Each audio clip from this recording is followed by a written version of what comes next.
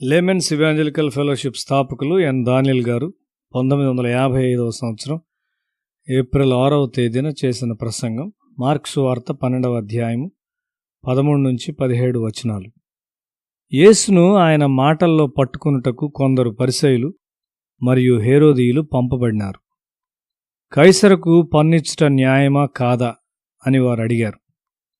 యేసు వారి ద్రవ్యమునకు సంబంధించిన ఒక నాణ్యాన్ని తీసుకుని రమ్మని వారితో చెప్పాడు. దానిమీదనున్న రూపము ఎవరిది అని ఆయన వారిని అడిగాడు. అది కైసరుది అని వారు జవాబిచ్చారు.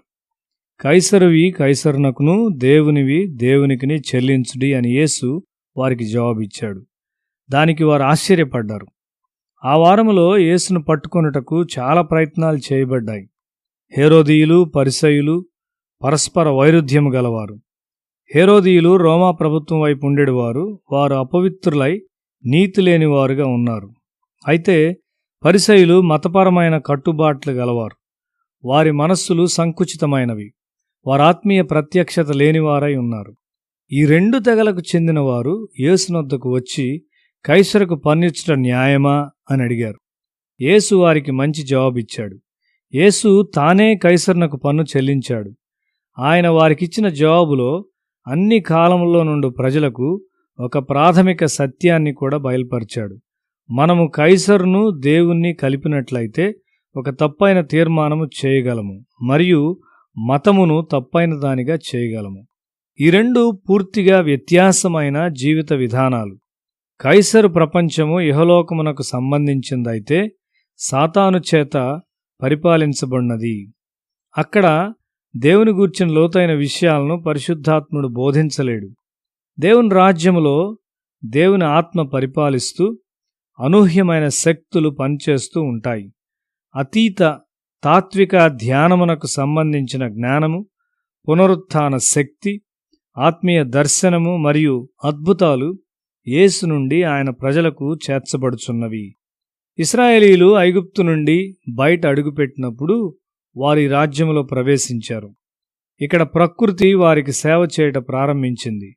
మధ్యలో మార్గం ఏర్పడి ఇశ్రాయేలీయులు వెళ్ళునట్లు సముద్రం విభాగింపబడింది. తేమ ఉన్న మార్గం మీద గాలి వీచింది. ఆరిన దానిగా దాన్ని చేసింది. వారు అరణ్యము గుండా వెళుచుండగా వారి దాహము తీర్చుటకు బండ నుండి నీరు వచ్చుట వారు చూచారు. వారు రాత్రివేళ ప్రయాణం చేయుచున్నప్పుడు ఒక పెద్ద అగ్నిస్తంభము వారి మధ్య నడిచింది. దేవుని స్వరము మేఘములో గర్జించుట వారు విన్నారు. అది పూర్తిగా ఒక క్రొత్త ఆశ్చర్యకరమైన ప్రపంచం. ఈ రాజ్యంలోనికి ప్రవేశించిన ఒక క్రైస్తవుడు దేవుని వాక్యము స్పష్టముగా అతను నడిపించుట కనుగొంటాడు. యెషయా గ్రంథము 30వ అధ్యాయం 21వ వచనము, మీరు కుడి తట్టైనను ఎడమ తట్టైనను తిరిగినను ఇదే త్రోవ, దీనిలో నడువుడి అని నీ వెనుక నుండి ఒక శబ్దము నీ చెవులకు వినబడును.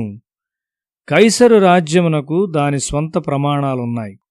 అవి కూడా తప్పుగా ఆచరించబడినవి. దాని చట్టము గర్వము, స్వీయ ఘనత మరియు స్వీయ ప్రశంసను ఒక నీతిగా ప్రకటించింది. నేడు కూడా ఈ లోకములో సాతాన్ రాజ్యం అట్లే ఉన్నది. విశ్వాసమూలమైన నీతి అనగా పూర్తిగా విరగ్గొట్టబడుట, దీనత్వము, పవిత్రత కలిసియుండుట. కైసర్ లోకములో నీవు దీన్ని కనుగొనలేవు. నీవు దేవుని రాజ్యంలోనికి వచ్చినప్పుడు పరలోకము తెరవబడుట, దేవుని దూతలు ఎక్కుచూ దిగుచూ ఉండుట నీవు చూస్తావు.